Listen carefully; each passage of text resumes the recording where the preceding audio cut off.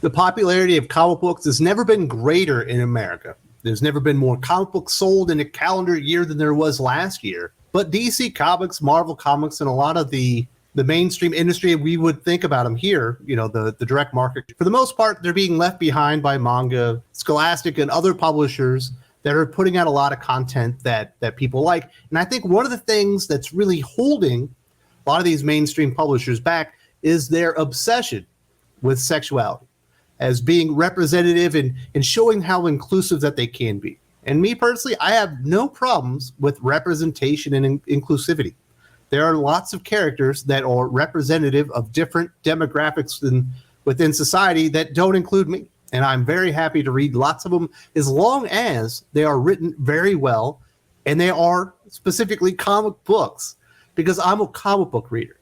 And I imagine 90% of the viewers here are comic book readers. They're fans of comic books. But right now, DC specifically, but there are other publishers, I'll talk about that here, are taking their core demographic, the actual people that are here for the comic books and the comic book stories, absolutely for granted so they can push this agenda through. But the problem is, I don't think there's any conversion to these things. Sure, you could announce that John Kent is bisexual, and you will get loads of coverage, and people will come in to support the comic book, the issue where it happens, because they want to support the cause. They want to support representation. They want to support the idea of a gay Superman.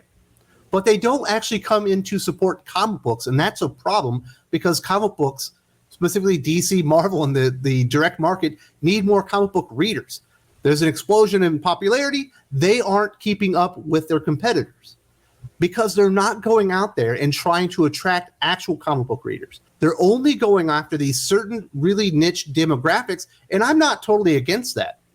And when you advertise the new John Kent, you certainly should scream from the rooftops that he's the new bisexual John Kent to certain audiences. But when you're speaking to comic book audiences, you might want to say there's a lot of adventure, that he's going to be saving people, and that he's Superman.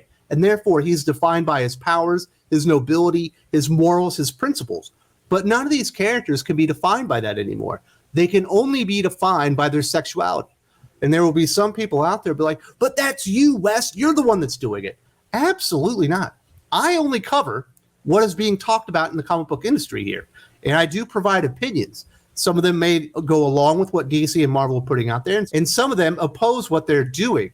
But I don't just make these things up. I don't just talk about them out of thin air. It's because this is what they're marketing and what's in the news right now and what's a part of the conversation. When you go to websites that are supposed to be advocating for comic books and putting out the news there, they don't say John Kent Superman, they say bisexual Superman. When they talk about Tim Drake, they don't call him Robin, they call him bisexual Robin now. That's from the media that's supposed to be supporting the industry, and that's how DC and Marvel are promoting their characters. Therefore, you don't get buy-in to the comic books themselves and the comic industry. You get buy-in support for the idea of what they're championing and what they represent. But you don't get conversion there because people are there to support the cause the moment that it happens, and then they're going to go support their cause in other ways. But comic book readers are the only people sticking around, and a lot of them are finding other alternatives. Unfortunately, I do have 3 examples here. I'm sure a lot of you saw this. This was an article from CBR.com. Superman's boyfriend gives the new Man of Steel an updated cape in DC Pride one-shot. Superman, son of Kal-El's John Kent, is getting a new cape with his boyfriend Jay Nakamura in a preview of colorist Triona Tree Farrell shared on Twitter for DC Pride 2022. The preview page shows Superman, a mantle that John Kent has taken up in DC's Superman, son of Kal-El, after Clark left Earth to deal with the looming threat, gracefully touched down on a roof to greet Jay while a figure who appears to be Damian Wayne walks away in the background. Nakamura gives his boyfriend a gift, which Superman opens and reveals to be a Pride-themed superhero cape. Because John Kent as Superman is not defined as Superman. He is not defined by being a superhero. He's only defined by his sexuality. And that is not by me. That is defined by the mainstream coverage, within the comic book press and the way that they cover it, which is certainly being pushed by DC Comics themselves. That's why you have bisexual Superman instead of just Superman. There has been a gay Superman for a very long time. A lot of you will know this because you actually read comic books. His name's Apollo. he happens to be in a relationship with a gay version of Batman. His name's Midnighter. Guess who likes this couple in comic books? Comic book readers. Because when they introduced Midnighter and Apollo, they were introduced as heroes, they were fully fleshed out, and it was certainly hinted at and then fully realized that they were in a relationship together. No one's ever had a problem with it because they put the story, the characters first, and their superheroics about it. Therefore, you had buy-in from actual comic fans.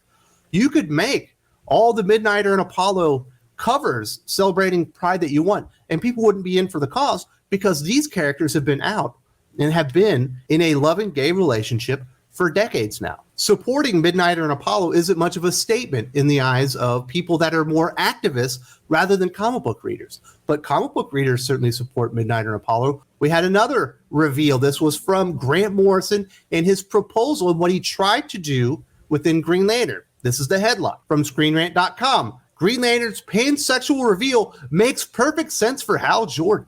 By hinting at a romance with an alien nurse during Green Lantern Hal Jordan's most recent ongoing series, writer Grant Morrison wanted to suggest that the hero, quote, would tend towards a pansexual persuasion, unquote. For Jordan, the reveal about wanting to have the character be pansexual actually makes perfect sense. As Morrison puts it, with the whole universe at his disposal, Jordan would tend towards a more broad-minded approach when it comes to his romantic partners. But here's the problem. It doesn't make perfect sense. The only time that this has ever really been hinted at is in the pages of Grant Morrison's Green Lantern run, which happens to be 60 years into the existence of Hal Jordan in DC Comics. And it didn't make a whole lot of sense. Even DC Comics disagreed. And they're making lots of changes to characters for representation. Even they said, you know what? This doesn't really fit Hal Jordan. Let's not go with that storyline. It doesn't fit the character. And I think a lot of people would agree that Grant Morrison's take on Hal Jordan as Green Lantern was pretty awful. I think that Jeff Thorne's Green Lantern run is better because at least it's Green Lantern. I don't even know what the fuck Grant Morrison was trying to do with Hal Jordan in his 2 seasons of Green Lantern. I know a lot of people like the art, me being one of them. I couldn't read the story. I found it, as a Hal Jordan Green Lantern fan, a pretty big turnoff.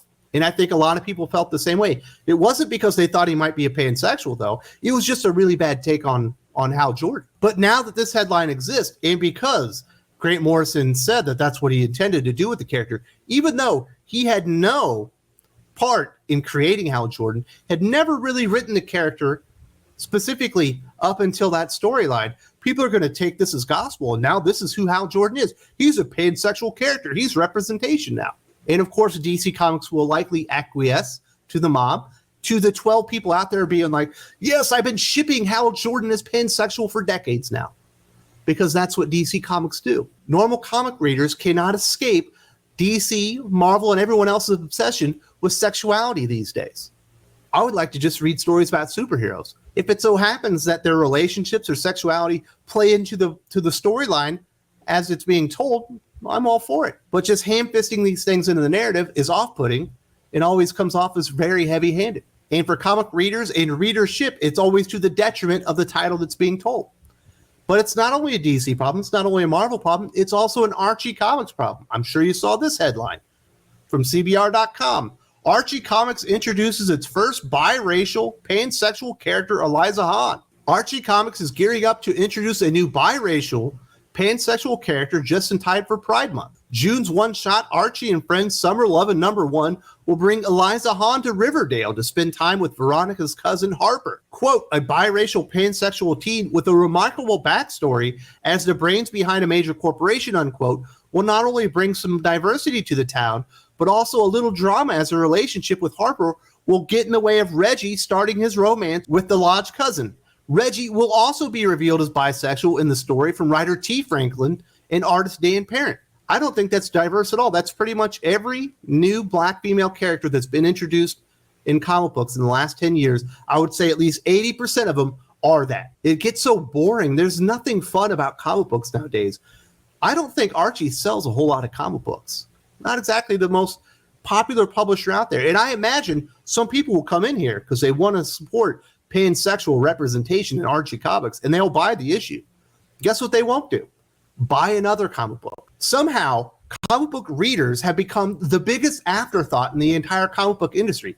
It is amazing how we got here. You cannot ignore 5% of the population's overwhelming obsession with sexuality these days. It is pushed in your face so hard it's not even funny. We're just here for the superhero hoax. We're just here for the story. If it's a horror comic, I'm here for the horror stuff. Hey, if it's a gay comic, then I'm here for the gay relationships. Don't really read a lot of gay comic books because I don't care about stuff like that. You know, if they decided when Clark Kent becomes Superman once again, because he will be Superman soon enough, they can't sell Superman Son of Kal-El. I'm sure you noticed that by the sales. If they went out there and they promoted Clark Kent's return to the pages of Superman as Clark Kent, the superhero who dragged more pussy than any superhero in the history of comic books, is returning to Superman, and he's going to be pulling pussy left and right, I would be like, that's really strange. And I would make a video on here saying it was a stupid idea. Then I wouldn't support the comic book, because that's not why I fucking read Superman. And that's not why a vast majority of comic book readers read Superman or Batman. No one really comes in for this stuff. I could give two shits less. But when you start sacrificing the story that I've actually come in here for so that you can push your agenda and representation as being the most important thing in comic books, I'm just checking out. I can't take it anymore. I took just a little bit of time off because I have a pinched nerve in my shoulder. I haven't really been able to sleep very well for the last week to 10 days. I decided to take like almost 2 full days off. I did record something yesterday, but it was early. I come back, 3 articles. Boom, boom, boom. You just can't escape this shit. It's beyond ridiculous. If you need more evidence that there's absolutely an agenda to push this stuff on you and you won't be able to ignore it, Alyssa Wong, who writes a lot of Star Wars, a little bit for Marvel, a little bit for DC, actually came right out and said it in an interview, bragging about how it was her job to queer up Star Wars. They aren't even hiding it anymore.